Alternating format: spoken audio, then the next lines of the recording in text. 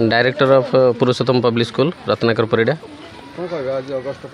आज 78तम स्वाधीनता दिवस तरफ मोर समस्त पिला मानक मु कृतज्ञता जनाऊँ। आजिका डेट्रे मोर जो एम थिला मो स्कूल जो एम थिला मो बापा ना जो स्कूल करी मु आज भावुची मु धीरे धीरे सक्सेस हो जाऊँगी।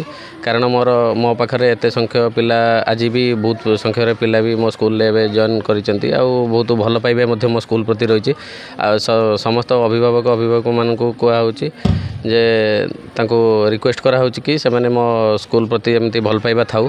आउ मु समस्त को जनसाधारण मानक जन देवाई रिक्वेस्ट करुच्ची जे से आज परिवेश संतुलन उपर से नजर देवे आ पिला मानक उचित रिस्पेक्ट देवे अदर आउ परिवेश संतुलन करने केमी गोटे वृक्षरोपण करेंगे आउ एनिमल प्रति से हार्ट जमी सब माने क्राइंग हम से प्रति टिके ध्यान देवे समस्त को सेमती शिखेबे से एति मोर एबे जो स्कूल होता 2020 मसीह जो कोरोना पीरियड थिला कोविड पीरियड थिला बहुत स्ट्रगल करके स्कूल माने धीरे धीरे डेवलप होती।